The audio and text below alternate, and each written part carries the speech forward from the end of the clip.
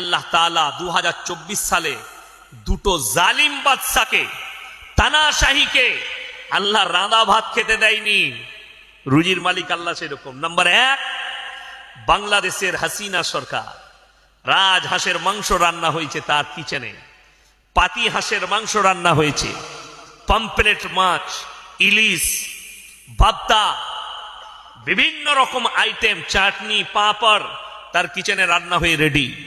সেনাপ্রধান বললে দেশের মানুষ আপনাকে হত্যা করে দিবে, আপনাকে 45 মিনিট সময় দিলাম, যা কিছু নিবার 45 মিনিটের মধ্যে নিয়ে দেশ ছাড়তে হবে আপনার।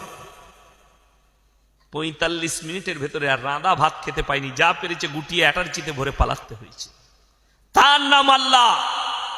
তোমার সামনে খাবার থাকবে, আমি আল্লাহ তোমাকে খেতে দেবো না, হয় মৃত্যু, তা না হয় তোমাকে যে কোনো জায়গায় নিয়ে গিয়ে ভরে দেবো।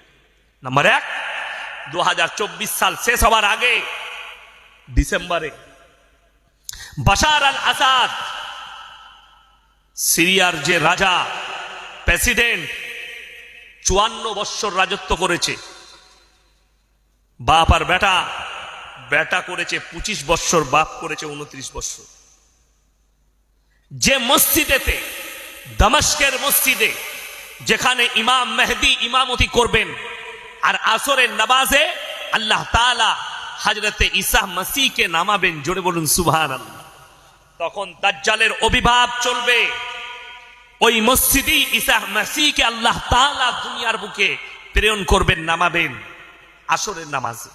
রিওয়ায়েতে আছে ওই মসজিদে 27 বছর নামাজ হতে দেয়নি এই বাশার আল আসাদ সরকার। সেই দিনে আজান হয়েছে, রাঁধা ভাত খেতে দেয়নি। 450 কোটি টাকার গাড়ি, কয়েক লক্ষ কোটি টাকার সম্পত্তি ছেড়ে দিয়ে দেশ ছেড়ে পালাতে হয়েছে, আল্লাহ রাঁধা ভাতটাও খেতে দেয়। তার নাম আল্লাহ।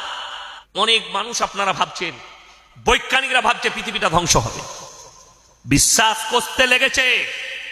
আজকে ভারতের ওই কুত্তা মিডিয়ারা বলছে ये कुदरती बाला है और हम लोग 1400 साल से हमारे रसूल और हमारे साहबी, हमारे अकाबीर हम कह रहे हैं अल्लाह एक है और सबसे ज्यादा ताकत अल्लाह ही के पास है।